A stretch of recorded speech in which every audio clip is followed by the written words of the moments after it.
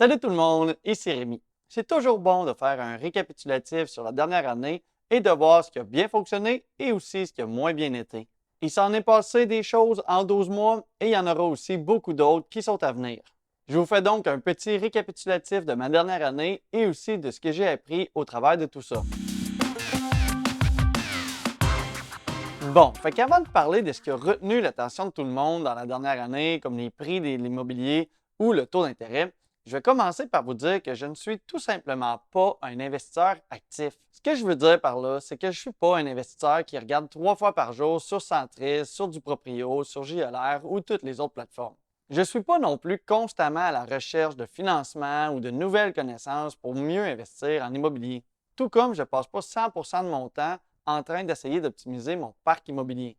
Je vous dis tout ça parce qu'il y a beaucoup de gens que j'accompagne qui commencent en immobilier ou qui veulent débuter en immobilier et qui sont exactement dans cette situation-là. Il y en a beaucoup qui veulent se lancer ou qui viennent de démarrer et qui dédient 100% de leur temps là-dedans. Ils vont chercher des immeubles. Quand ils en trouvent, ils vont prendre le temps de les calculer. Mais avec le recul et l'expérience, j'ai appris que c'est pas si bon et serein de faire ça comme ça. Le but d'un investisseur immobilier, c'est de pouvoir améliorer sa vie, que ce soit sa vie financière, son temps ou ses relations. Mais justement, ce n'est pas de se gâcher la vie à toujours chercher et à calculer des immeubles.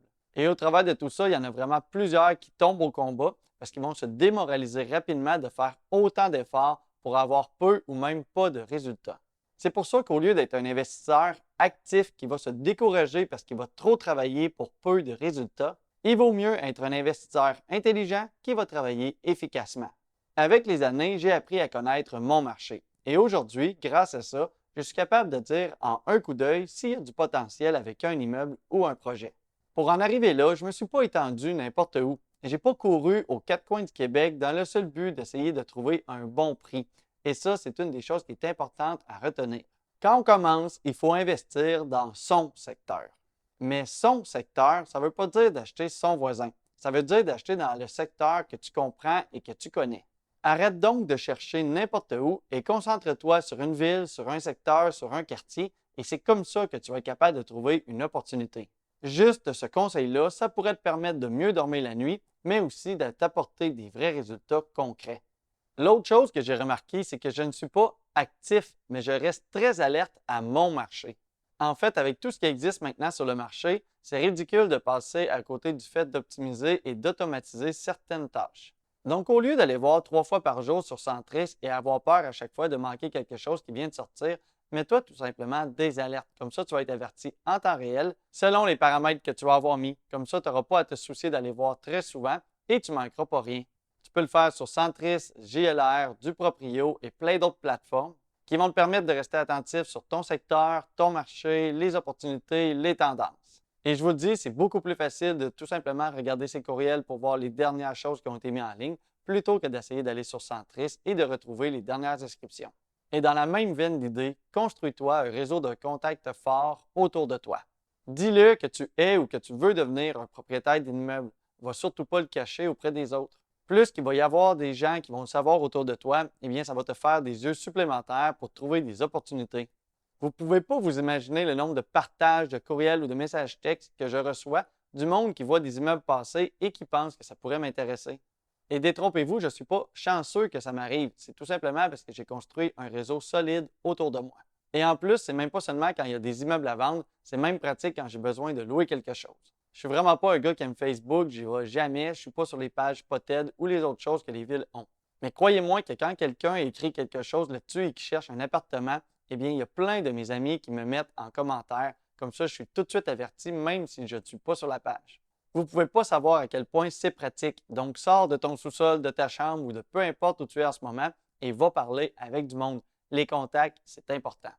Maintenant, l'autre conseil, c'est qu'avec le temps, j'ai remarqué que j'ai changé un peu ma façon de m'attaquer à l'immobilier.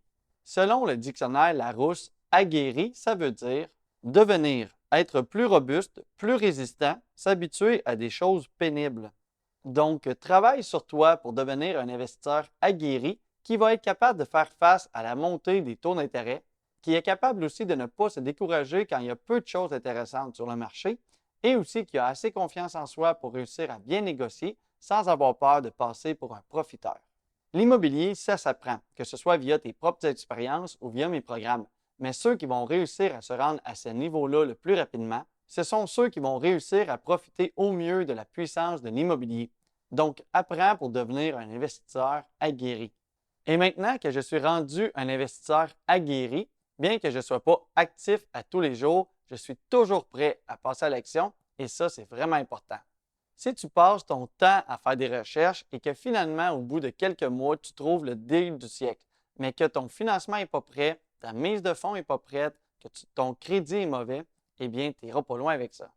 Il faut toujours être prêt à passer à l'action, réussir à avoir de l'argent sous la main ou en trouver facilement. Comme ça, quand l'opportunité va se présenter, eh bien, ça ne te passera pas sous la main. Une de mes plus grandes fiertés dans la dernière année, bien que ce ne soit pas de l'immobilier proprement dit en achetant des immeubles, c'est que j'ai commencé sérieusement à faire de l'accompagnement privé avec les gens pour pouvoir acheter leur premier immeuble. C'est une fierté de pouvoir les aider dans ce parcours qui est rempli d'imprévus et d'embûches.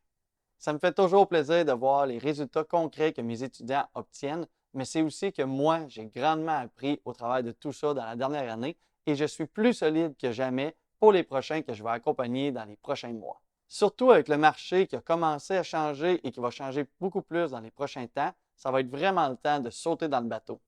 D'ailleurs, si tu as un projet à venir ou que tu veux tout simplement parler d'immobilier, tu peux écrire en commentaire un peu c'est quoi ta situation et à chaque semaine, je vais faire tirer 30 minutes gratuitement de rencontres avec moi. Bon, on ne peut quand même pas parler de la dernière année sans parler des taux d'intérêt. C'est vrai, ça l'a fait mal. Pour ma part, c'est des dizaines et des dizaines de milliers de dollars qui s'envolent à chaque année que je n'ai plus et qui vont tout simplement à la banque. Disons que je l'aurais bien gardé. Par contre, je suis très content d'avoir investi à ma manière et de ne pas être surendetté. Mon ratio d'endettement total sur tous mes immeubles est d'un montant de 31 %. C'est vraiment très peu et c'est ce qui me permet de traverser facilement la tempête qu'on est en train de vivre et qui fait que je dors quand même très bien la nuit. Pour arriver à ce résultat-là, j'ai toujours négocié mes achats, j'ai toujours aussi amélioré la rentabilité au pied carré, j'ai optimisé les dépenses et surtout, je n'ai pas abusé de l'effet de levier. En rendant mes immeubles très rentables, j'ai toujours pu utiliser mes liquidités dans le but d'en acheter d'autres plutôt que de refinancer. Et c'est ça qui fait toute la différence sur mon parc immobilier en ce moment. Donc oui, c'est sûr que la technique de refinancement, c'est très puissant quand on s'en sert très bien.